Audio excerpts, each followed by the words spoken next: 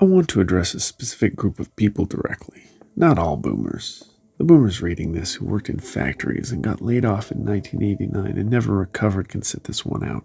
I am not talking to you. I'm talking to the other ones. You know which ones. You've always known. I'm talking to the ones who got the $70,000 starter house in 1972 and now own a $1.6 million retirement asset. I'm talking to the ones whose tuition at the state school was $400 a year and who voted, decade after decade, for the property tax cuts that gutted that same school. I'm talking to the ones who got the pension and then served on the board that eliminated pensions for everyone hired after them. I'm talking to the country club boomer. I'm talking to the donor class boomer. I am talking to the boomer at the family Thanksgiving who made $40 million tax-deferred trades on his phone in the bathroom and then came back to the table to tell his unemployed nephew about Bootstraps. I want to address you directly, without the polite framing the rest of the country has been using for 40 years because we did not want to make a scene at dinner. Make the scene. You didn't build this country. I want to put that on record because for 40 years you've been telling yourselves and us that you did, and the record needs correcting. You inherited it. You inherited it from a generation that fought a depression and a world war and built the institutions you spent your life enjoying. The GI Bill, the interstate highway system, strong unions, public universities funded as a public good, Social Security, Medicare, the 35% top marginal tax rate on capital gains that funded the country you grew up in. You inherited that country. You ate it. You did not replace it. You ate it and called the eating an achievement. The country you are leaving us is a country with crumbling infrastructure, defunded universities, broken pensions, $15,000 deductibles, $1.7 trillion in student debt that cannot be discharged in bankruptcy, a Supreme Court that has decided money is speech, a Senate that gives Wyoming the same votes as California, and a planet that is 0.2 of a degree from a future none of your grandchildren signed up for. That is your inheritance to us. That is what you built. That is what you spent your life voting for. We have the receipts. We have the bills you signed. We have the tax cuts you took. You did not build the country. You spent the country. Then you graded yourselves on the spending and gave yourselves an A. We are the ones grading the work now. The grade is different. I want to talk about the lectures, because the worst part is not the spending. The worst part is the lectures. 40 years of lectures from people who got the easy version about the discipline they learned getting the easy version.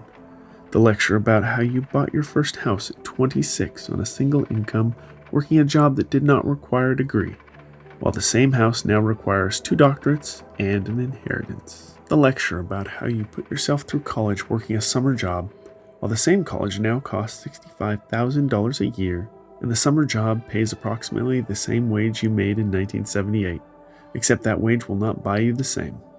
The lecture about responsibility, from the people who ran up $33 trillion in national debt, funding the tax cuts that made them rich and now want to balance the budget by cutting Social Security for the people they leave behind. The lecture about toughness from the generation that has been on the longest economic winning streak in human history and yet cannot stop telling everyone how hard they had it.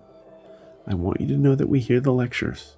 We have been hearing them since we were teenagers. We were polite about it for a long time.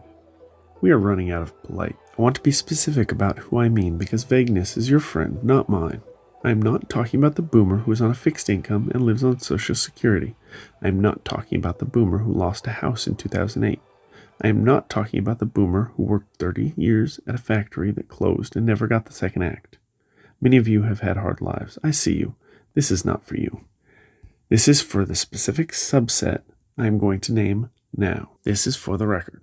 The legislator who voted for the 1986 tax reform and the 1997 capital gains cut and the 2001 cuts and the 2017 cuts then retired into a defined benefit congressional pension.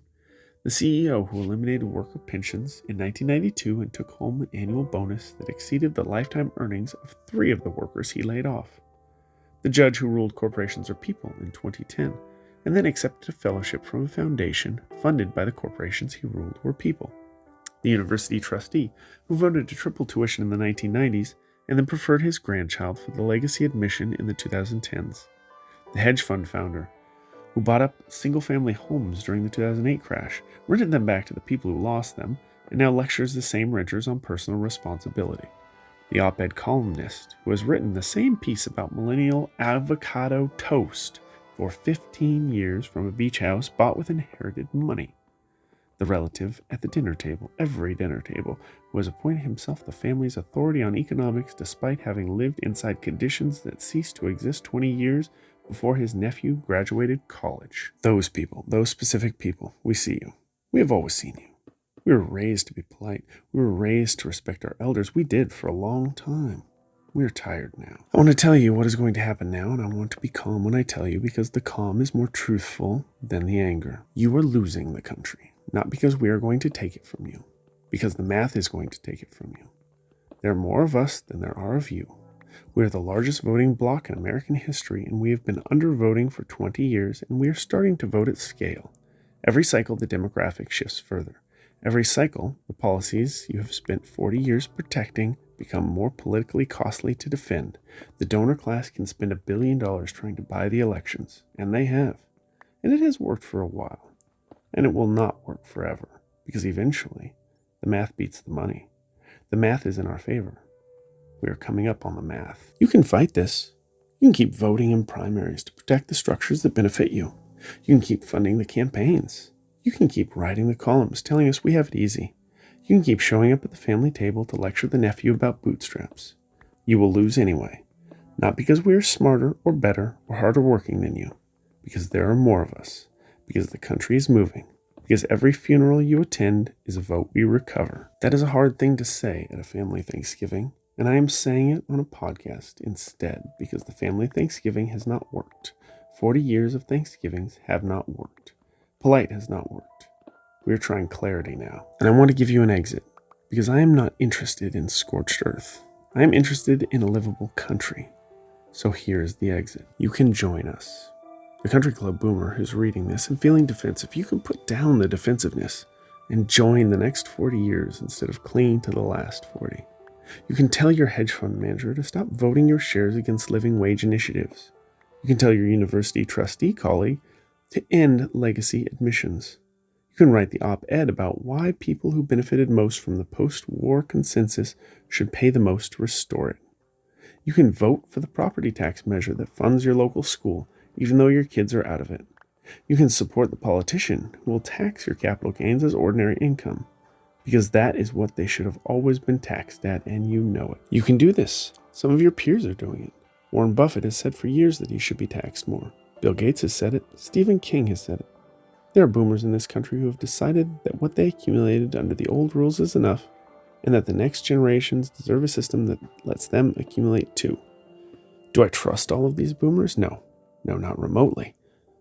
But they speak truth, and I'll take truth where I can find it. The rest of you, the ones who would rather lecture the nephew than examine the structure, are not joining us. That is fine. We're coming anyway. The math says so. The funerals say so. The voting demographics say so. You can resist or you can step aside. You cannot stop it. The 40-year run is over. We are calling the score. One last thing to the boomers listening to this who feel attacked. Sit with the feeling. Notice that the feeling is information. Notice that nothing in this monologue is factually wrong. Notice that what offends you is the saying aloud, not the saying. The facts have always been the facts, the entire time. They've been polite around you for 40 years. The politeness is what is ending, not the facts. The facts were always going to be the facts. We're just reading them out now at full volume. This is not an attack on a generation. It is a reckoning with a specific class within that generation that has spent 40 years extracting wealth from the future and lecturing the future on its character. The reckoning was always coming. You have been able to see it coming since at least 2008. You chose not to act. You chose to keep voting yourself the upside and pricing the downside to your grandchildren. That choice has consequences. We are the consequences. We are not angry exactly. We are clear. We are clear in a way you have not encountered from us before because we have spent our lives being told to be respectful, and we have. And now we are also being clear. And the two are not opposites, and you are not going to like the combination, and that is fine. We are not here to be liked. We are here to take the country back from the people who spent it. We are here to do that calmly. We are here to do it with the receipts. bring yours. You are the last generation to live off the country. We are the first generation that intends to live in one. The math is on our side. The funerals are on our side. Time is on our side. Thanksgiving is over.